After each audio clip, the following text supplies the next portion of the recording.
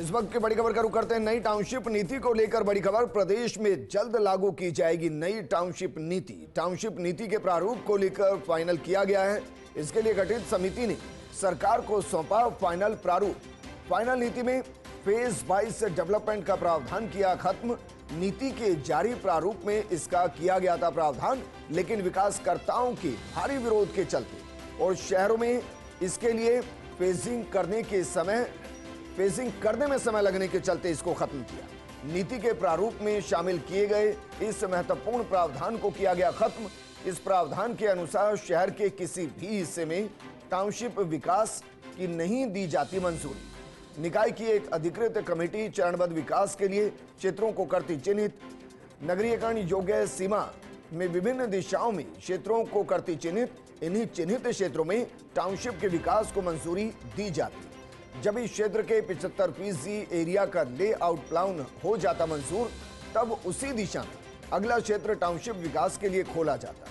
पेयजल और विद्युत आपूर्ति की उपलब्धता, संभावना, मास्टर प्लान, रोड नेटवर्क, मौजूदा एरिया से नजदीकी क्षेत्र की विकास क्षमता आदि कारकों के आधार पर किया जाता चयन। चरणबद्ध विकास के लिए क्षेत्र का चयन किया जाता। मेरे सहयोगी और एसोसिएट एडिटर अभिषेक श्रीवास्तव जुड़ गए। अभिषेक, मेरिट और डिमेरिट दोनों बताइए, क्योंकि अगर इस नीति में से इस प्रारूप को खत्म किया गया है तो उसके नुकसान क्या होंगे और फायदे क्या होंगे?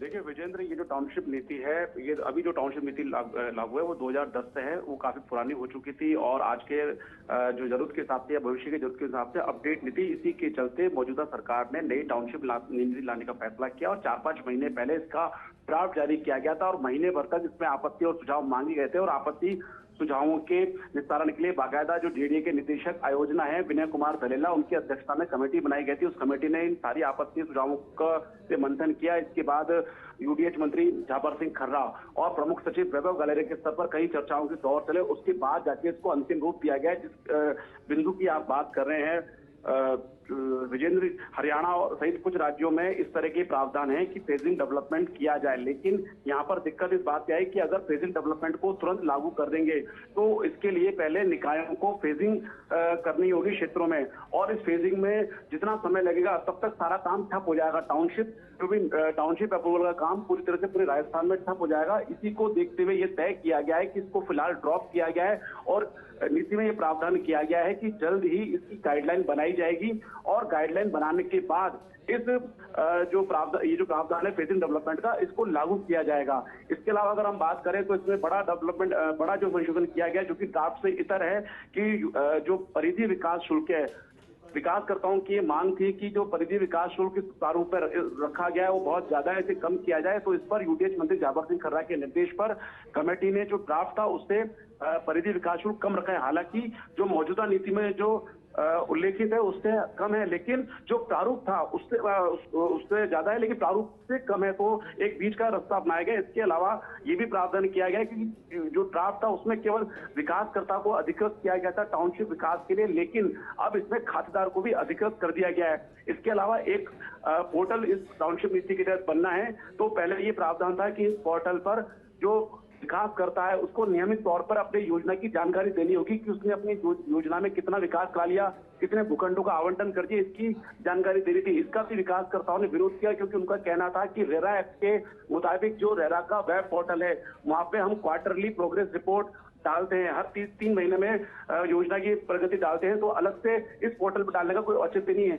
यही देखते हुए इस प्रावधान को खत्म किया गया। हालांकि पोर्टल होगा, पोर्टल में बस केवल वन टाइम जो डेवलपर है उसको अपनी पूरी योजना की जानकारी देनी होगी। इस तरह से तमाम चेंजेस इसमें किए गए हैं और अब कैबिनेट स्तर पर इस मामले में फैसला लिया जाएगा और कैबिनेट की अप्रूवल के बाद इस टाउनशिप नीति को लागू किया जाएगा और लागू होने के बाद जो फेजिंग डेवलपमेंट की हम बात कर रहे हैं उस फेजिंग डेवलपमेंट से जो बड़ा फायदा ये होता है कि जो शहर का जो एक अभी जो स्कैटर्ड डेवलपमेंट है शहरों का वो रुकता है और जहां आधारभूत संरचना, सड़क, सीवर, बिजली, आदि उपलब्ध होती है, पेयजल उपलब्ध होता है, वहीं पर ही इस तरह की फेजिंग डेवलपमेंट बढ़ा जाता है और उसके बाद जब 75% उसका लेआउट प्लान मंजूर हो जाता है तो उसके बाद उस दिशा में आगे बढ़ाया जाता है।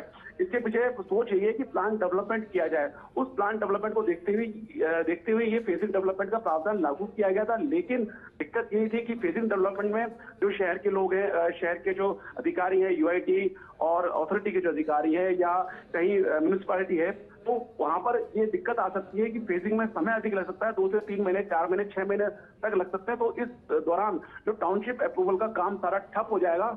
इसी को देखते हुए और इधर विकासकर्ताओं का भी भारी विरोध था। विकासकर्ता भी इसे कह रहे थे कि बिना सोचे समझे प्रावधान को सीधे लागू कर दिया जाएगा तो कहीं दिक्कत हो जाएंगी। इन सब चीजों को देखते हुए फिलहाल इसे ड्रॉप किया गया है और ये कहा गया है कि इसकी बाकायदा गाइडलाइन बनाई जाएगी और गाइडलाइन बनाने के बाद ही इसे लागू किया जाएगा। ठीक है अभिषेक, शुक्रिया तमाम जानकारी हमारे साथ साझा करने के लिए, विस्तार से इसको समझाने के लिए।